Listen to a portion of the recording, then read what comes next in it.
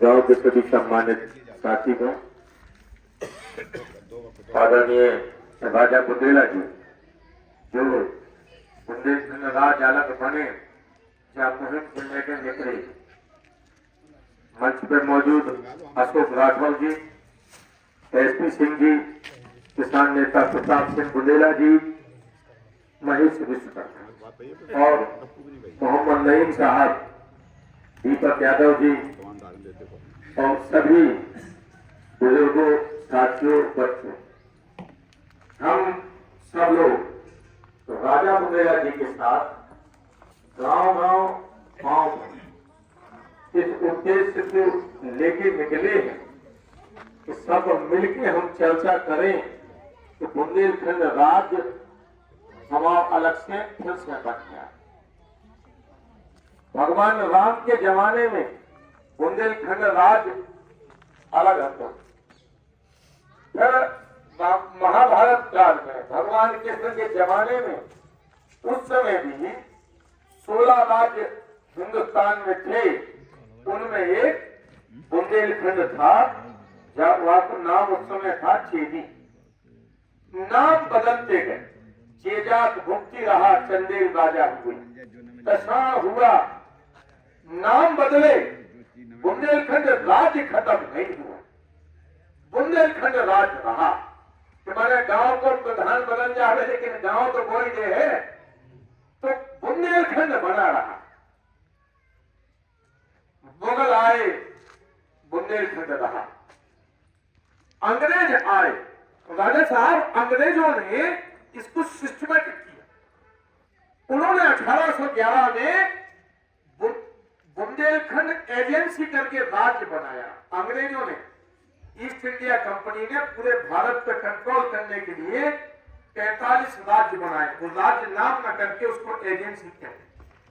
1811 में अंग्रेजों ने बुंदेलखंड बनाया और उसमें शहडोल, जबलपुर ये भी शामिल थे। सागर दमोह से लेके दतिया तक सब कुछ बुंदेलखंड में था। अंग्रेजों का अधिकारी पहले बांदा बैठा, फिर नौगांव बैठे और अंग्रेज अधिकारी वहां बैठ के सारे राजाओं से बातचीत करते थे। अंग्रेज राजा था, राजा तो बोले साल का दे देते पैसा राजा होने के लिए, टैक्स देते थे, तब राजा रह पाते। तो अंग्रेजों ने भी बुंदेलखंड तोड़ा नहीं, बुंदेलखंड बना रहा। और अंग्रेज जब गए, देश आजाद हुआ, तो हिंदुस्तान में भी बुंदेलखंड राज्य बना। 12 मार्च 1948 को बुंदेलखंड के 34 राजाओं ने, भारत सरकार से संधि हुई और राजाओं ने कहा कि हम अपना राज्य तुम्हें देते हैं, लेकिन राज्य जो बनाओ इसका नाम बुंदेलखंड रखना। पीपी मेनन भारत सरकार के बहुत प्रभावशाली अधिकारी, उनके दस्तखत 12 मार्च 1948 को हुए। 34 राजा मिलके बुंदेलखंड राज्य बन गया। रामदा प्रसाद सक्सेना बुंदेलखंड के पहले मुख्यमंत्री 4 अप्रैल 1948 बन गए। राजधानी नौगांव में बुंदेलखंड नाम से राज्य बना। 2 साल बाद भारत सरकार एक मर्जर एक्ट ले आई और 1 जनवरी 1950 से बुंदेलखंड का नाम बदल के विंध्य प्रदेश कर दिया। नाम बदल दिया, मैंने गांव को नाम बदल देते थे, आजकल शहरों के नाम बदल देते। इलाहाबाद का नाम प्रयागराज हो गया, ये तो कोई जगह, ऐसी बुंदेलखंड का नाम बदल के विंध्य प्रदेश कर दिया। अब 1956 तक ये राज्य रहा। 1 नवंबर 1956 को बुंदेलखंड खत्म करके आधो यूपी में मिला दो, आधो एमपी में मिला दो। जो गांव खत्म हो जाए प्रधानी, आधो गांव बांटने दूसरे गांव में, आधो दूसरे गांव में बांटने। ये तो गांव के सम्मान की बात हुई ना, गांव की सम्मान अस्तित्व की बात हुई। तो ये हमारा जो बुंदेलखंड था, आधा यूपी आधा एमपी मिटा दिया। और जो लखनऊ में बैठा मुख्यमंत्री है उसे हमारी चिंता नहीं। जो भोपाल में बैठा मुख्यमंत्री है उसे हमारी चिंता नहीं है। दादा साहब 2009 में मनमोहन सिंह ने प्रधानमंत्री ने खत्म हो गए जो बेचारे 2009 में बुंदेलखंड पैकेज दिया, क्योंकि 2007 में एक सर्वे कराया गया पूरे हिंदुस्तान में कि वो कौन से जिले हैं जो विकास की दौड़ में पीछे रह गए। BGRF backward grant release fund करके एक भारत सरकार की संस्था है BGRF, उसने सर्वे किया 240 जिले आए जो लगा कि नहीं ये पीछे रह गए हैं, बराबर नहीं आ पाए। उनमें बुंदेलखंड के 14 को 14 जिले पीछे रह गए। लिहाजा मनमोहन सिंह ने बुंदेलखंड पैकेज दिया। उत्तर प्रदेश के हिस्से में मिला 7 जिलों को 3521 करोड़ रुपए, 3521 करोड़ रुपए मिला बुंदेलखंड पैकेज। लेकिन जो हम कहते हैं कि लखनऊ में बैठा आदमी हमारा नहीं है। 3 साल बहन जी मुख्यमंत्री रहे, 2 साल अखिलेश यादव जी मुख्यमंत्री रहे, और जो 3521 करोड़ रुपए मिला था बुंदेलखंड में नालियों के लिए, सड़कों के लिए, स्कूल के लिए, अस्पताल के लिए, बिजली के लिए, अरे वो तो खर्च ही नहीं किया। कुल 48% खर्च किया और 52% 2200 करोड़ रुपए लौट किया। अगर मुख्यमंत्रियों को चिंता होती आपको हम पैसा दे देंगे 3500 रुपया कि जाओ तुम्हारे दाएं खा लो, पी लो, कपड़ा उन्ना सिला लो, जो कुछ करना कर लो, और तुम हमें लौट के 2200 वापस दे दो कि वहां फल लगे हैं, तो देगा वापस। लेकिन वापस हो गया। मायावती जी और अखिलेश यादव ने वो पैसा वापस किया। हमारी चिंता नहीं थी, इसलिए इतना बड़ा बुंदेलखंड, करोड़ों की आबादी, 5 करोड़ आबादी, इतना बड़ा बुंदेलखंड, इसमें कोई हवाई अड्डा नहीं है। सैफई में हवाई अड्डा है, वहां एम्स जैसा अस्पताल है जो यहां करोड़ों के बुंदेलखंड में नहीं है। हमारी चिंता करेगा कौन? हम ये जानते हैं कि बुंदेलखंड को लूटा जा रहा है, हमारी बजरी लूटी जा रही है, हमारी कच्ची लूटी जा रही है। हम ये जानते हैं कि लोगों की निगाह है बुंदेलखंड की बालू पे लगी। हम ये जानते हैं कि टोल एरिया पर जो कैमरे लगे हैं उनमें जो हजारों जंपर निकलते हैं उनका रिकॉर्ड वहां कोई नहीं देखता। क्यों?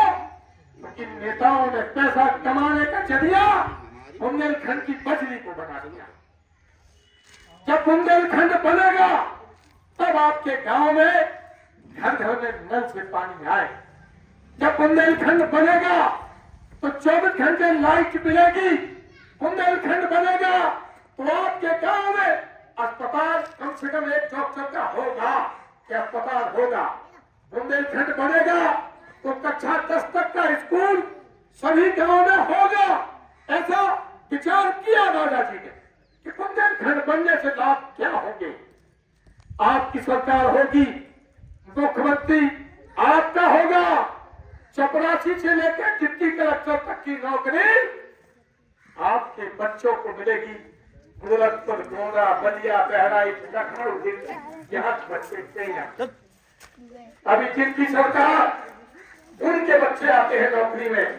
पिछले 10 सालों में बताओ आपके घर में कितने लोगों को नौकरी मिल गई? किसी को?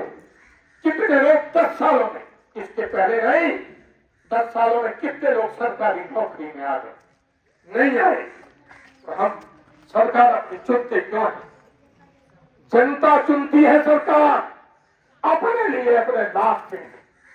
तो हमें ये बदलाव लाना है, हमें बुंदेलखंड राज्य बनाना है।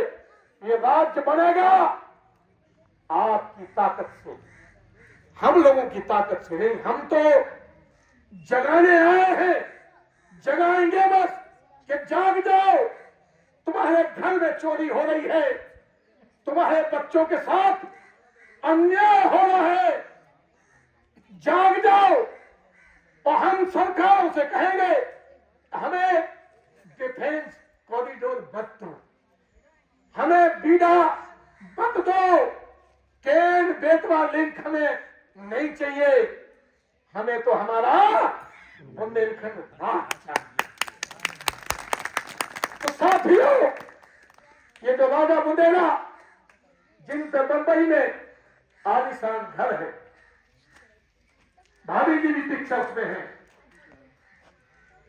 गाड़ी में एसी, सब जगह एसी, लेकिन इस ठंड में जहां रात होती है उस गांव में, उस घर में जमीन पे गद्दे पे लेटते हैं, गद्दा मिल गया तो ठंड में दिन गुजार क्यों है? क्योंकि उनको कहा कि हमें आपको जगाना है कि बुंदेलखंड तुम्हारा है, तुम जाग जाओ। तो तुम किसी भी पार्टी में हो, कांग्रेस, सपा, बसपा, भाजपा, लेकिन पहले तुम बुंदेलखंडी हो। अपने नेता से पूछना जिस भी पार्टी में हो कि क्या तुम बुंदेलखंड के साथ हो, और मना कर दे तो उसका साथ छोड़ दे, क्योंकि हम बुंदेलखंडी बना है, और हम जब मिलेंगे तब तो बुंदेलखंड बन पाएगा। भगवान राम ने पुल बंदा था, एक गिलहरी पानी में लौटती थी, धूल में लोटपोट होकर फिर पानी में लौटती थी। राम ने कहा लक्ष्मण से चलो पूछते हैं ये गिलहरी क्या कर रही है। गिलहरी से पूछा कि तुम क्या कर रही हो? उसने कहा राम, ये लड़ाई तुम्हारी नहीं है, ये लड़ाई अन्याय के खिलाफ न्याय की है, ये लड़ाई असत्य के खिलाफ सत्य की है, अधर्म के खिलाफ धर्म की है। पुल बनाया जा रहा है, हम बड़ा पेड़ नहीं उठा सकते, बड़ा पत्थर नहीं उठा सकते, लेकिन अगर हम ऐसे में बैठे रहे तो हमारी आत्मा कचोटेगी कि हमने कुछ किया नहीं। तो हमारे शरीर पे जितनी धूल लपेटती है हम लपेटते हैं उस समुद्र में, पुल में डाल आती है। ये जो गिलहरी ने कहा वही आप समझो, ये लड़ाई न्याय की है, धर्म की है, ये राजा बुंदेला की नहीं। आपको भी साथ देना होगा, तब निश्चित तौर पे बुंदेलखंड बनेगा। बुंदेलखंड बनेगा तो बुंदेलखंड में रामराज आएगा। तो राम अयोध्या में आ गए, लेकिन हमें बुंदेलखंड में रामराज चाहिए। उसका तरीका एक ही है, बुंदेलखंड राज। 100 बीमारियों का एक राज, बुंदेलखंड राज। सभी से अनुरोध है हम एक हो, बुंदेला जी की साथ ताकत बने और बुंदेलखंड राज्य के लिए लड़े। निश्चित बुंदेलखंड बनेगा, बच्चों का भविष्य सुधरेगा। धन्यवाद। जय बुंदेलखंड। बहुत बहुत आभार आदरणीय सत्येंद्र पाल सिंह जी, जो हमारे झांसी से चल के आए। और मैं आमंत्रित करता हूं अब हमारे जनपद जालौर के एसआर इंटर कॉलेज के प्रबंधक और हमारे शिक्षा के क्षेत्र में बड़ा काम करने वाले आदरणीय अशोक राठौर जी। हम सब लोग जानते होंगे और रही में एसआर इंटर कॉलेज है, आप उसके प्रबंधक हैं, मैथ के टीचर रहे।